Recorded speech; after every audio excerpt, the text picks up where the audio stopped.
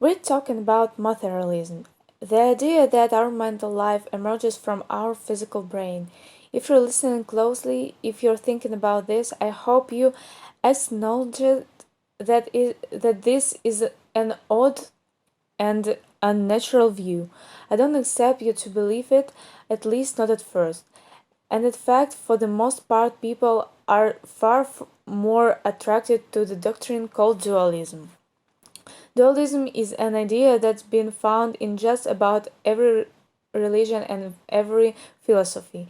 It's made apoplectic in Plato, for instance, but I think the most thoughtful and articulate defender of dualism was the philosopher René Descartes. Descartes believed that animals were material things. He thought that the doctrine of materialism was correct about non-human animals.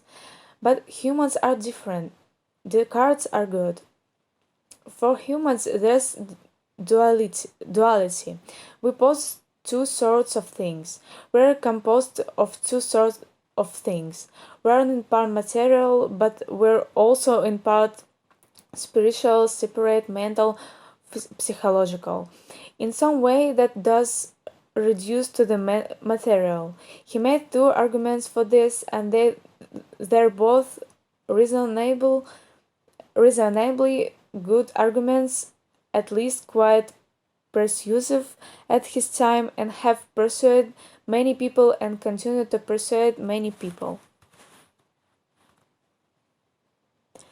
The first argument for a non-material nature is that humans are capable of doing things that no machine, no material entity ever could. So it might surprise you to hear this, but Descartes in the 17th century was familiar with robots. He knew about the French Royal Gardens, which is like a 17th century Disneyland or Euro Disney, which had robots that reach when you approach them of then you step on certain stones. For instance, you might approach Diana and the Neptune would jump out from the button hole at Trident. This was done on not of electricity but with water. So Descartes knew about these robots, and Descartes asked, well, maybe we're such things, maybe we're just machines responding to the environment. And he said that we can be. He said maybe animals, non-human animals can be, but human behavior is far from complicated and variegated and subtle to be explained in such simple ways. We'll return to this point later on in the course when we talk about Noam Chomsky and Noam Chomsky's critique of behaviorism, which argued that basically humans respond in a relatively reflexive way to environmental stimuli. Descartes, along with Chomsky, said that can't be. Our behavior is far too complicated for that, so we can't be machines. His second argument is probably better now, and it's based on intuition, and his claim where we don't feel like bodies. So, to put it more technically, he applied what was called a method of doubt. He asked the question, what do we know of sure and what we can question? So, for instance, you might believe you were born in such and so place. You could be wrong. You could be deceived. You might believe that Earth is thousands or millions of years old, but maybe the Earth was created 100 years ago, and all the memories that your grandparents have of the past we just magnified. You might believe, said Descartes, that you live in a world of things, that you're sitting on a chair or sitting on a wall in front of you, or there's a computer near your hands. But Descartes observed that we often believe such things when we're in dreams, but weren't mistaken. He observed that people who are mentally ill or were deranged in some way might have some such beliefs, but don't be mistaken. So you could be wrong that there's a physical world around you. You could be wrong that there is a body that you have. This is an essential concern, of course, but it's best articulated in the movie The Matrix, which means then that we think we're running around in the physical world, but actually, with the lucky exception of our heroes like Neo and Trinity, we're actually just plunged into some sort of system. Another version of this is that we're brains in a web.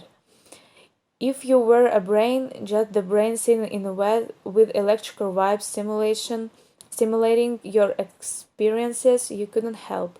Maybe you are such things. Modern day philosophers, for instance, will argue that there's an excellent chance that we are simulations, we computer simulations. So Descartes and people following Descartes said there is a lot we can be sure of. The things that we are seemingly most confident about in real world can be shaken. But Descartes said there is one thing you can't doubt. You can doubt your own conciseness. You can doubt your own existence. The famous line is, I think, therefore I am. And spelling out this intuition, building from the fact you could doubt that you have a body, but you can't doubt that you have a mind.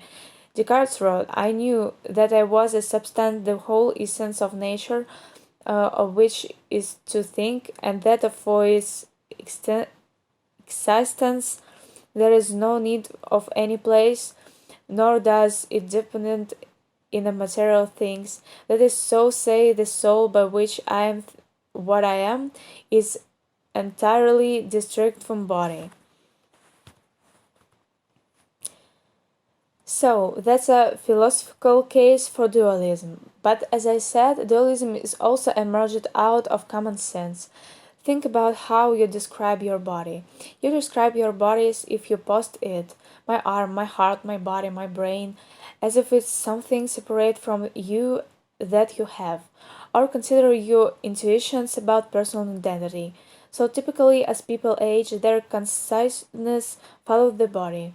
So I get 10 years older, my mind is 10 years older, my brain is still 10 years older. It all connects together, but we easily accept at least infection that people can hop from one body to another. There are many comedies that involve body switch and body swams. There are movies that involve somebody going to sleep one morning as one person and waking up as another. We understand there's fiction that aren't real, but they make sense to us. There is an intuitive rationale to this. We don't walk out of the theory and say, I'm totally confused what happened there. Rather, at least with our naive conception of the self, we accept the least of the possibility that you can hop from one body to another. None of this is limited to modern days movies. The most famous short story of history by Franz Kafka begins with the sentences, as Gregor Samsa woke one morning for unusual dreams, he found himself transformed in his bed into a gigantic insect. Metamorphosis involves that transformation, and long before that in Ulysses, the characters are transformed. Some of the characters are transformed by an evil witch into pigs. It's not of you took to people and turned them into pigs, rather in much worse, than put them in the body of pigs. As the passage goes, they had the head and voice and bracelet and body of swine, but their minds remained unchanged as before, so they were penning their webbing. Our conception that bodies and cells are separate allows us to accept the idea you had many people inhabiting one body. This is how many people think about multiple personality disorder, something where we'll get to quite later on the course. It's also at the root of a view that many people, both the religion and non-religion, hold, which is the idea of demonic possession. Your body can be taken over by somebody else. Another manifestation of dualism is you could believe in intelligent beings without bodies. If mind and body are separate, erased the possibility you could have one without another. Plainly, you're good to have bodies without mind. That's what a curse is. But the argument goes you could also have minds without bodies. And this is, for instance, what many people think about gods and angels, which are the immaterial beings that can think, that can observe, that can act, but they don't have physical bodies in the same sense that we do. Finally, the maybe most important for people, the idea that of dualism, the idea you are not your physical body, resists what much, but for many an incredibly appealing consequence, which is that you can survive the destruction for the body. In fact, if you ask most people, religions and non-religions, what will happen after your body is destroyed? The answer is not, well, I'm dead then, that's it. It's the end of things, but rather the belief is that you can live on. Maybe you'll end up in some spirit world, maybe you will accept to heaven if you're unlucky, maybe you'll descend to hell, maybe you'll accept some other body as on reincarnation, but the idea is that the destruction of your body needs to be the destruction of your, because you are not your body. All of these beliefs, the beliefs about personal identity, the beliefs about life after death, about the existence of supernatural beings, about God, all the rest, at least to some extent, on a dualist perspective. So materialism, which says dualism is just plain wrong, is an audacious view and should be treated as such. You shouldn't just shrug and write it down. You shouldn't grab with it, you shouldn't worry about it. You should either begrudgingly accept it or fight against it. So why are modern day psychologists and neuroscientists so confident that dualism is mistaken? Well, there are a few problems with it. One is that it simply doesn't help us explaining certain things that need to be explained. Applying it to an immaterial world, to an immaterial soul, seems to dodge certain questions that really to deserve an answer.